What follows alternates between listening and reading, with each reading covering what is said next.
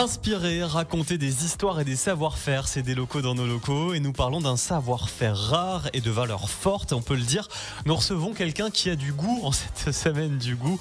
Richard Morinville, directeur qualité, RSE et sécurité chez les Deux Marmottes. Bonjour Richard. Bonjour Guillaume. Bienvenue dans nos studios. Merci. Alors vous venez d'où? C'est quoi votre parcours? Ils sont où vos bureaux, Richard? Alors, moi personnellement, je viens du centre Val-de-Loire, mais je suis en Haute-Savoie depuis maintenant plus d'une vingtaine d'années.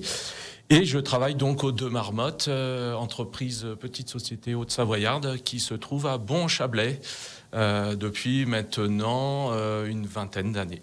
Petite société, entre guillemets. Hein. Entre guillemets, parce que bon, voilà, Yodi et Grison ont fait des petits, et effectivement, maintenant, nous sommes près de 110 personnes au sein du terrier. Elles ont des noms, ces Deux Marmottes. Ouais, Yodi et Grison, exactement. Vous pouvez d'ailleurs le voir, hein, c'est sur le logo, il y a bien leurs deux petits prénoms qui sont inscrits sur le logo des Deux Marmottes. C'est excellent. Est-ce que c'est vrai qu'on peut dire indirectement merci à Simone Veil, que c'est grâce à Simone Veil que les Deux Marmottes ont pu exister? Oui, tout à fait, oui, Guillaume, parce que Simone Veil, qui était à l'époque ministre de la Santé, a libéré, sorti du giron des pharmaciens, 34 plantes aromatiques et médicinales, donc dès 1979. Voilà, et il y en avait, pour anecdote, il y en avait 7 qu'on pouvait mélanger, et figurez-vous que les 7 qu'on pouvait mélanger ont abouti à l'infusion des marmottes, celle que vous pouvez retrouver encore aujourd'hui, plus de 40 ans, 45 ans après. Donc l'infusion des marmottes, c'est vraiment l'infusion historique des Deux Marmottes. On va pas vous demander la recette secrète avec ce qu'il y a à l'intérieur, parce que c'est donc un secret depuis 40 ans. Ça représente quoi justement aujourd'hui en chiffres, cette production des Deux Marmottes? Elles ont bien grandi, elles ont bien grandi, tout à fait. Aujourd'hui, c'est près de 450 tonnes de plantes approvisionnées annuellement et qui vont nous permettre de fabriquer près de 250 millions de sachets. Ce qui représente grosso modo, je vous dis bien grosso modo, 7,5 millions de boîtes quand même. Ouais, 7,5 millions de boîtes par an vendues dans le monde du coup, parce qu'il n'y a pas qu'en France. Alors essentiellement en France quand même, on tient quand même à notre territoire, on reste des locaux, hein, comme l'indique l'émission, tout à fait. Alors, en quelques mots, c'est quoi un maître infuseur? Pour ceux qui ont loupé notre rendez-vous dans la peau 2, on en avait déjà parlé. En quelques mots, est-ce qu'on peut rappeler ce que c'est, maître infuseur? Alors, un maître infuseur, c'est une personne qui va déguster des plantes. Donc, il y a plus désagréable comme métier, hein, notamment toutes nos matières premières plantes qui vont servir à créer nos infusions. Et puis, c'est également de l'accompagnement auprès de nos partenaires, nos parties prenantes, nos agriculteurs, pour les accompagner dans le parcours culturel. Donc, voilà en résumé. Et également, bien sûr, il y a une partie création d'infusions, puisque nous en créons entre 2 et 5 par an quand même. Hein. Ça bouge. On n'hiberne pas toujours. Alors, ça fait depuis 22 ans bientôt que vous êtes chez les Deux Marmottes, Richard. Comment on devient maître infuseur? Est-ce qu'il y a un maître Yoda marmotte?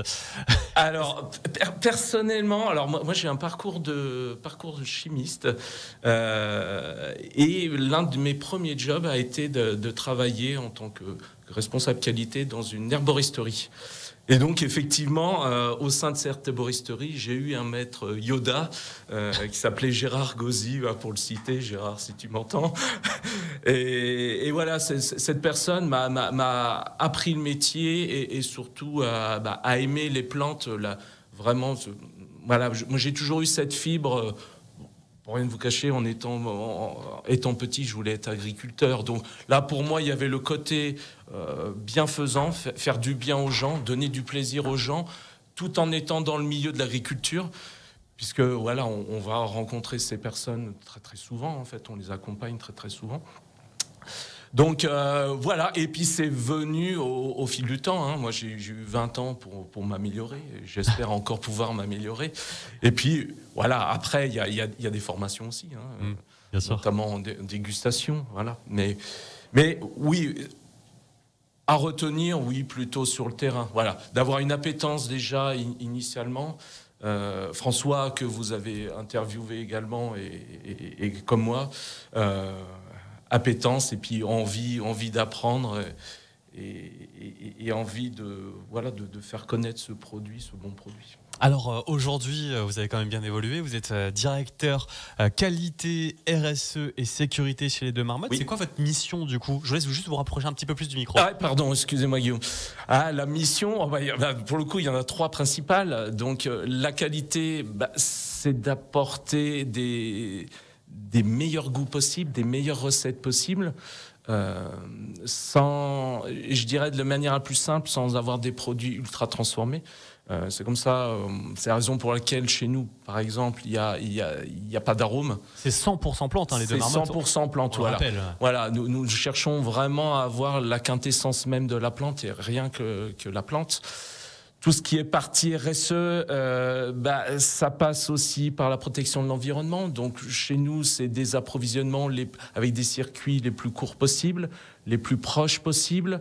C'est de faire attention aussi à ce qui n'est pas tout ce qui n'est pas futile, notamment dans les emballages. Chez nous, par exemple, il n'y a pas d'étiquette, il n'y a pas de ficelle. Alors ça peut embêter un petit peu au début, mais voilà, on va vraiment à la simplicité. Exactement, on va chercher avec la cuillère le sachet, mais par contre, c'est pour l'environnement qu'on fait ça. C'est pour l'environnement qu'on fait ça, parce que voilà, on peut s'en passer. Donc voilà. Et puis également les boîtes qui sont en carton.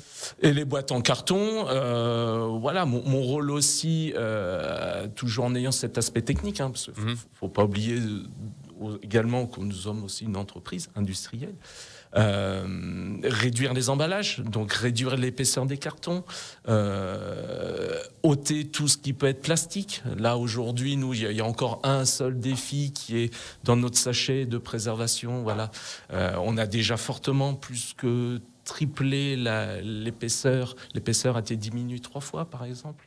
Donc c'est de l'éco-conception, de l'éco-emballage.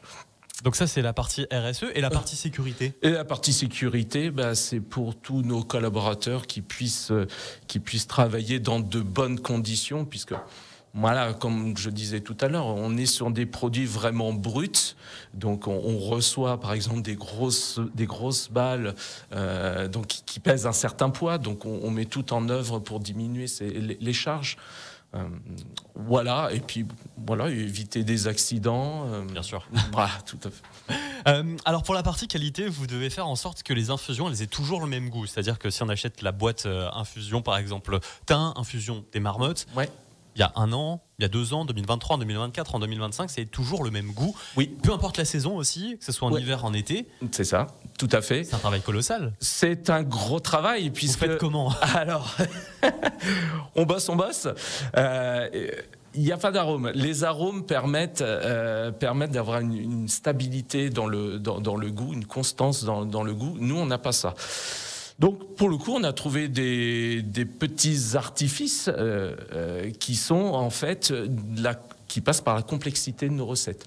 Lorsque vous avez, par exemple, une infusion de thym, pour avoir cette constance, on a mélangé 3 sous-variétés de thym. Et on arrive de fait, on arrive à avoir une constance de goût avec des proportionnalités qui peuvent être très légèrement différentes. Donc ça induit quoi chez nous? Ça induit systématiquement une dégustation avant le passage en machine, avant le conditionnement. Alors Richard Moravier, je rappelle, vous êtes directeur qualité, RSE et sécurité chez les Deux Marmottes. Justement, vu que vous faites ce mélange avec plein de plantes dans chacune des infusions, j'imagine que vous avez une salle énorme avec plein d'échantillons. Vous avez des archives. On a des archives, tout à fait. On a une 50aine de mètres carrés au sein même du terrier, au sein même de l'entreprise, qui conserve tous nos échantillons, que ce soit avant achat des plantes, à réception des plantes, et après les diverses transformations qu'on apporte à ces dernières: coupes, débactérisation, mélange, conditionnement. C'est très important pour vous, du coup, de garder tout ça? Ah oui, bien sûr, c'est notre trésor, et c'est ça qui nous permet quotidiennement d'avoir cette constance du goût, puisque nous faisons systématiquement des intercomparaisons entre les productions en cours et les archives. Alors, il y a les archives, ça c'est le trésor au milieu du terrier, au milieu des locaux des Deux Marmottes à Bon-en-Chablais. Oui. Est-ce que c'est vrai en quelques mots, est-ce que c'est vrai qu'il y a un gyrophare dans les bureaux? Ouais, il y a un gyrophare dans mon bureau, tout à fait. Il sert à quoi? C'est quand il y a une intrusion? Non, ça sert à nous prévenir, donc les maîtres infuseurs, mes collègues et moi-même, à nous prévenir qu'il y a une dégustation qui doit se dérouler, puisque les dégustations permettent de valider la production, et donc sans notre validation, rien ne se fait au niveau production. Donc on se doit de gagner du temps, donc voilà, le moyen le plus simple, le plus visuel et rapide a été de mettre un gyrophare. Donc dès que le gyrophare est allumé, c'est qu'il faut qu'on déguste. Voilà, donc nous à Radio Mont-Blanc on a un gyrophare, dès qu'il y a un blanc, dès qu'il n'y a plus rien à l'antenne, ça sonne. Vous, dès que le gyrophare sonne, c'est aller déguster une infusion. C'est ça, il y a plus pénible. Ah, c'est clair. Richard Morinville, maître infuseur et directeur qualité RSE sécurité chez les infusions, les Deux Marmottes, est avec nous. Suite de l'interview dans quelques instants, à tout de suite. C'est la suite de l'interview de Richard Morinville, directeur de sécurité, qualité et RSE chez les infusions Les Deux Marmottes, maître infuseur également, Richard Morinville. Alors, à quoi ressemble votre bureau, Richard? Est-ce qu'il y a des infusions partout? Est-ce qu'il y a des sachets? Vous êtes en blouse blanche sur une paillasse? Alors ouais, c'est un peu tout ça, effectivement, Guillaume. Il y a pas mal de sachets d'échantillons, justement, parce qu'il y a des plantes à déguster, il y a des plantes à envoyer en analyse. Nous procédons à plus de 1000 analyses par an. Oui, c'est énorme. Voilà, concernant des contaminants, la microbiologie, l'identification des plantes. Ça aussi, c'est votre rôle, du coup? Oui, bien sûr. La gestion de toutes ces analyses de plans de contrôle et validation des plantes. Ouais. Donc, il y a de ça. Il y a aussi tout ce qui est aspect réglementaire. Donc, il y a pas mal de règlements européens, règlements français. Et puis, voilà, il y a toujours quelques EPI, des équipements de protection, puisque en tant que responsable sécurité, on se doit de fournir les équipements adéquats, des masques, etc. Donc on peut vous croiser à la fois en chemise, à la fois en blouse blanche. Exactement, les blouses blanches au sein du terrier sont obligatoires dès qu'on rentre en production. Donc en production, voilà, il y a blouse Charlotte, et dans un entrepôt pour la sécurité, il y a des casquettes, des gilets. Donc on est multi-tenue. Votre tenue de maître. Je vais vous appeler maître maintenant. Oui, voilà, si vous voulez, en toute humilité.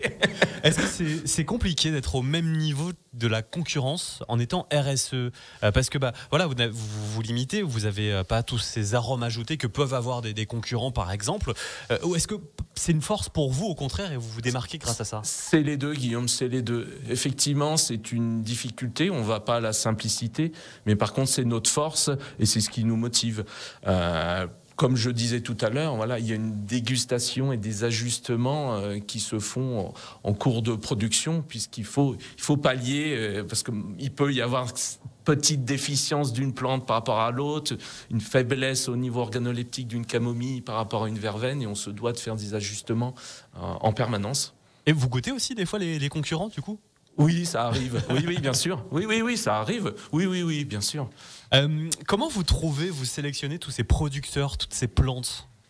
Alors ça se fait, il y a différentes voies en fait. Il y a la voie, je dirais, historique, puisqu'on fidélise énormément nos producteurs, nos agriculteurs. Pour certains, on est avec eux, on les accompagne, et ils nous accompagnent depuis maintenant 3 générations. Donc ça, pour nous, c'est aussi une force. C'est ça qui nous permet aussi d'avoir une constance dans nos goûts, puisqu'on travaille toujours avec les mêmes personnes. Et ces personnes savent travailler parfaitement le type de plante que l'on souhaite. Il y a aussi le hasard. Parfois, le hasard fait bien les choses.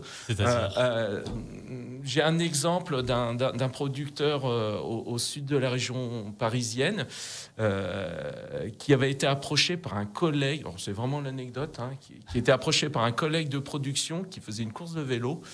Et le collègue avait trouvé, c'était d'amande poivrée, avait trouvé le produit plutôt bien pour lui. Alors, il n'était pas maître infuseur, pour le coup. Et il nous l'avait apporté. Et là, on s'est dit, putain, c'est génial. Et il faut qu'on voit cette personne. Donc on a été voir, voilà, une semaine après, on a été voir Loulou. directement dans ses champs et on a commencé un partenariat avec lui qui dure depuis maintenant plus de 15 ans. Ah oui, donc depuis 15 ans, l'amande poivrée, c'est grâce à une course de vélo, quoi. Une partie d'amande poivrée, ouais, tout à fait. Est-ce que vous pouvez nous expliquer les différentes coupes de plantes? Apparemment, il y a des différences entre la première et la deuxième coupe de plantes. C'est quoi? Oui. En fait, en cours de saison, alors, des plantes comme la mélisse, comme la verveine, peuvent être coupées, récoltées jusqu'à 3 fois, voire même 4 dans certains pays, notamment d'Afrique du Nord. Et donc, en fonction de la période de coupe, effectivement, les huiles essentielles et les composants des huiles essentielles peuvent amener à évoluer, à changer. Donc, il y a entre guillemets toujours les mêmes, mais par contre, les proportions sont différentes. Nous, on a le cas qui est vraiment flagrant sur la mélisse. Sur les premières coupes, c'est plutôt de l'acide rosmarinique. Et sur les deuxièmes coupes, plutôt le citral. C'est ce qui va donner le petit goût citronné aux mélisses. Et donc, effectivement, nous, on cherche en général plutôt la première coupe. Mais on aime bien aussi les autres coupes puisque ça nous permet, par assemblage, parce qu'encore une fois, on fait des assemblages, d'avoir un goût typique, une variété gustative, une palette élargie. Alors ça y est, vous avez les producteurs, les plantes sont coupées. C'est quoi le parcours en quelques mots au sein du terrier à Bon-en-Chablais chez les Deux Marmottes? Quelques mots, ça va être difficile, quelques mots, parce qu'il y a beaucoup de travail. On valide des plantes avant l'achat, par dégustation et analyse éventuelle. On réceptionne les plantes, on les échantillonne systématiquement pour pouvoir les envoyer en analyse. À réception des analyses, les plantes sont libérées, puis elles vont être coupées, tamisées, débactérisées, mélangées, conditionnées, emballées et expédiées. Okay. Moi, je vous ai fait quelques mots. Voilà, alors là, je vous ai fait en méga raccourci. Je pourrais en parler pendant 3 heures, mais voilà. Donc c'est vrai que ça paraît simple comme ça quand vous recevez une boîte, mais il y a énormément de travail. Il peut y avoir, jusqu'à un mois et demi entre l'arrivée de la plante et effectivement le conditionnement en boîte finie. Parce que c'est des plantes qui sont sèches, du coup. Les plantes sont sèches. Mais elles arrivent sèches. Elles arrivent sèches. Ça arrive parfois qu'on soit obligé de finir le séchage. Donc on a une unité de séchage particulière. Mais en général, elles arrivent sèches. À peu près 10% de taux d'humidité résiduel. Donc, voilà. Alors vous nous en avez parlé, vous faites 5 nouvelles créations d'infusions par an en moyenne. Oui. Quand il y a une création d'une nouvelle infusion, vous en tant que directeur qualité, RSE, sécurité et en plus de ça maître infuseur, vous intervenez à quel moment? Alors un petit peu à tous les niveaux, depuis la conception. Donc on a un comité R&D, recherche et développement, qui est composé du service qualité. Nous sommes 3 personnes, je ne suis pas tout seul à la qualité, nous sommes 3 personnes. François, notre maître infuseur, maître de culture, et également le service marketing. Donc là, on développe plutôt des idées de recettes. Là-dessus, on veille avec François, on veille sur l'aspect réglementaire. Est-ce que la plante est autorisée ou pas? On est aussi dans le respect de la qualité même de la plante, son taux d'huile essentielle. Moi aussi, je veille sur l'étiquetage, à la conformité de l'étiquetage, à la conformité par rapport aux certifications. Nous sommes certifiés bio, notamment sur notre gamme de thé. Toute notre gamme de thé est certifiée bio. Et puis, il y a également, là, plus technique, passage sur les machines. Est-ce que les machines acceptent bien les nouvelles recettes?